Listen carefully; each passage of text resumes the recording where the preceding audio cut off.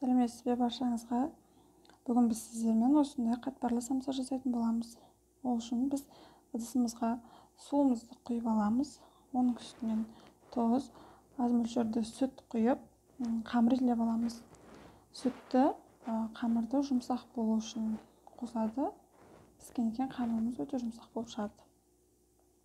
Осылай ұнымызды салып, қамырымызды илеп аламыз.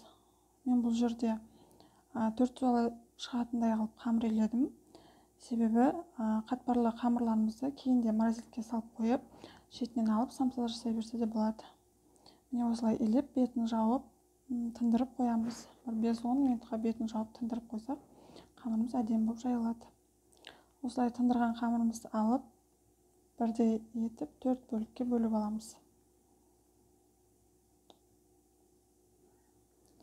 Сіздер илеген қамырларыңызға қарай бөліп алсаңыздар болады.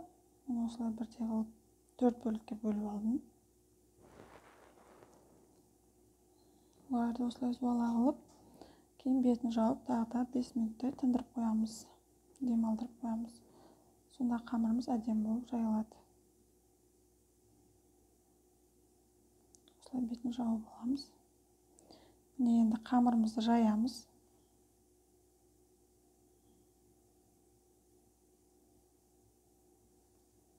Қамырымызды өте жұқа да емес, қалың да емес, орташа қылып жаямыз.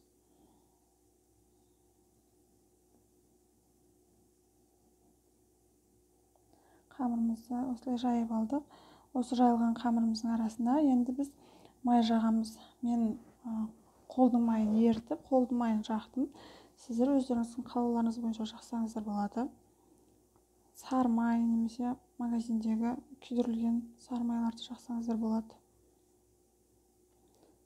Менде үйде қолдың майы болғандықтан қолдың майын күйдіріп жақтым, ерітіп. Осылай қамырымыздың барлығына бір тегіс қылып жайып алып, жағып алып, оны бір шеттен осылай орап шығамыз.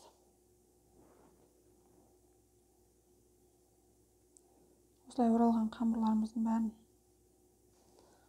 бір шетінен орап, осылай жасап аламыз. Осылай 4-еуінде жасап май жағып алдым. Енді осылай барлығын бөлек-бөлек мешоктарға салып дайындап, морозилькеге салып қойсаңыздар да болады.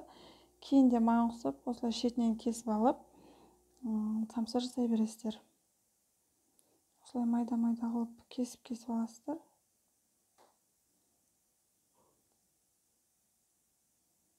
Енді осы қамырларымызды сопақ қылып, үстінен басып, кейін жайып аламыз.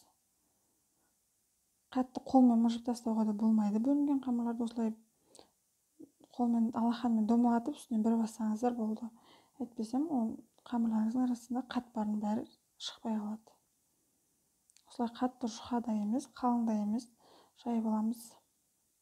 Өйткені аштықсыз, ашымаған қамыр болғандықтан қатты жұқартуға да болмайды. Осылай жайып алып, арасына салмамызды салып, мен өзім өрме самсаны жақсы көремін, сол себепті осылай өріп жасадым. Сіздер өз қалауларыңыз бойынша түйсеңіздер болады. Біреулер 3 бұрыш тығып түйеді, әркім өз қалауы бойынша. Егер қаласаңыздар, қазір мен сіздерге қалай өру керек екенін көрсетемін. Осылай қамырымызды алып, бірінің үстінен бірін айқастыра отыра өріп шығамыз. Бұл өрілген самса өте әдемі болып шығады. Тойда, қонақ күткенде осылай жасасаңыздар өте әдемі болады. Міне біздің самсамыз дайын болды. Өте жұмсақ, қатпарлы, хрустящий болып шыққан. Сіздер де жасап көріңіздер. Барлықтарыңызға ас болсын.